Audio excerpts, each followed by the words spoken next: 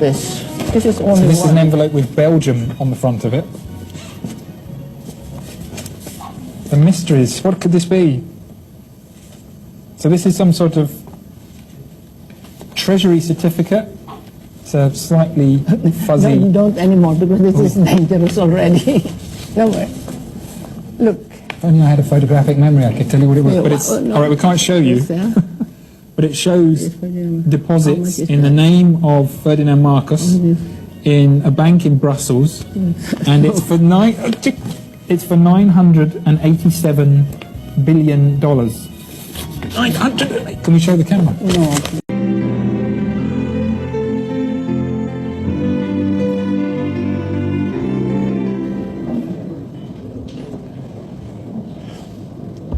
Your Excellency, the European Commission President Ursula von der Leyen, the honored members of the European Commission and Philippine delegations, members of the Malacanang Press Corps, ladies and gentlemen, good morning.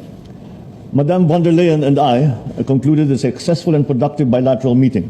This is the first visit to the country by the President of the European Commission. But during our meeting, we discussed economic relations with particular focus on revitalizing trade between our two regions.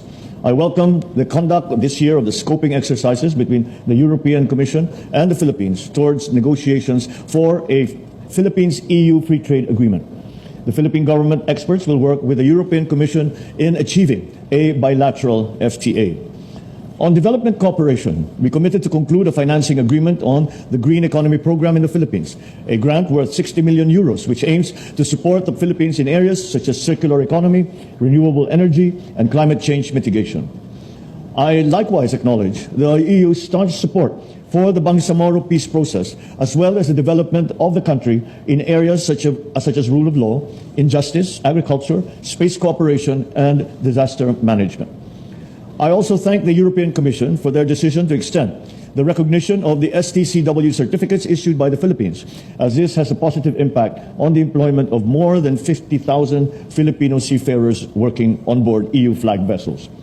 As I mentioned to Madam President von der Leyen, the Philippines and the EU are like-minded partners through our shared values of democracy, sustainable and inclusive prosperity, the rule of law, peace and stability, and human rights. The continued exchanges between Her Excellency and myself, which started in Brussels last year, is a testament to our joint desire to bring our bilateral relationship to greater heights. Let this be a new beginning for the strengthening and the deepening of all our ties with the EU and the Philippines. Thank you.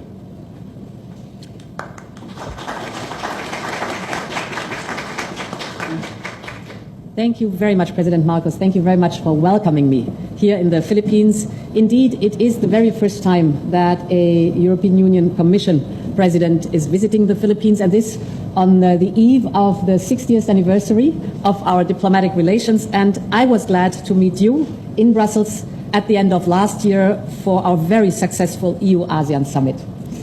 Today, I'm here to accelerate a new era of cooperation between us. We share so many values and interests. We both want to work towards strengthening our democracies. We believe in the international rules-based order, and we believe in the need to promote and to defend it. So it makes sense to strengthen our ties across the board, and we discussed several ways to do so. First, by taking our trade relations to the next level. The European Union is already your fourth largest trading partner, and we are the first foreign investor, but we can do so much more. So I'm very glad that we have decided to relaunch negotiations for a free trade agreement. Our teams will get to work right now on setting the right conditions so that we can get back to the negotiations. A free trade agreement has huge potential for both of us in terms of growth and in terms of jobs. Whether it is on the European continent or here in Southeast Asia, we have all learned the hard way the cost of economic dependencies. We need to diversify our supply lines and make them resilient. And this is a lesson we have learned, and that is what we call de-risking our trade relations. An FTA is the basis for that, but it's also much more. An FTA can be a springboard for a new technology cooperation to modernize the broader economy. Second element we discussed is the fight against climate change. I welcome your ambition to put the Philippines on the path to a cleaner and greener future. We have the same ambition. Therefore, we created in the European Union Global Gateway. Global Gateway is the EU's investment plan for the world for sustainable infrastructure. We want to partner with you on this path, notably with the Team Europe initiative on the green economy that we just signed here. We will provide financing, expertise, and access to technologies to support you in the transition to a circular economy and the generation of green energy. Team Europe, that is the European Union and the member states, will contribute almost €500 million into this green initiative. The European Union is also supporting your fight against climate change and extreme weather events with its so-called eyes in the sky. This is the Copernicus satellites. We're currently setting up a so-called Copernicus data mirror site within the Philippines Space Agency. And we have just signed an agreement to boost the flow on Earth observation data between us. This is very important for early warning, for example, for extreme weather phenomena and to improve the climate resilience. This is a first in space cooperation in Asia. My third point is on turning the Philippines into a digital hub in the region. Global Gateway will also play a crucial role here, and European companies are ready to come and invest in the Philippines. We will launch this year the digital economy package for the Philippines. That is, we will work together on fast and reliable connectivity with submarine cables, on cybersecurity training, and on deployment and development of 5G. We are also working on a possible extension on a submarine cable that we plan to build between the European via the Arctic to Japan. And this cable could go all the way down to Southeast Asia. And we believe that it could go via the Philippines. That would give you a strategic position on an infrastructure that could be instrumental both for your prosperity and national security. We will stay in close contact on this. My fourth point is on critical raw materials.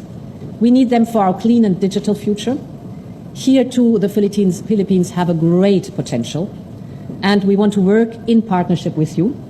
So let us start by identifying projects that we would develop your local mining industry, supporting your communities, and that contributes to a secure global supply of critical raw materials. Our existing partnerships on critical raw materials do not only invest in extraction, but across the whole value chain. We share technology and knowledge, we train the local workforce, and we empower local communities. And of course, we abide by the highest environmental standards. My final point is on cooperating on security. The global geopolitical landscape is changing. It is volatile, it is more threatening. Authoritarian leaders show that they are willing to act on their threats. Russia's war of aggression against Ukraine shakes the foundation of the international order.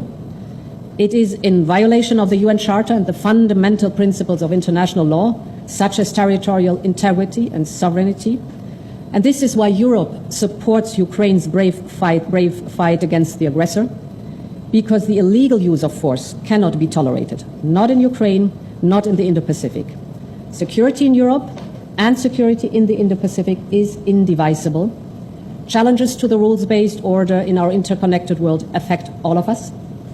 Our societies pay through higher energy bills, through higher food costs. This is why we are concerned about the rising tensions in the Indo-Pacific. The European Union has been very supportive of a free and open Indo-Pacific, because an Indo-Pacific free of the threats of coercion is key to all our stability, to our peace, and to the prosperity of our people.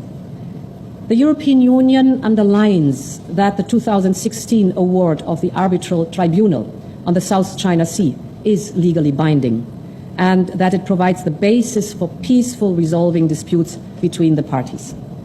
We are ready to strengthen the cooperation with the Philippines on maritime security in the region by sharing information, conducting threat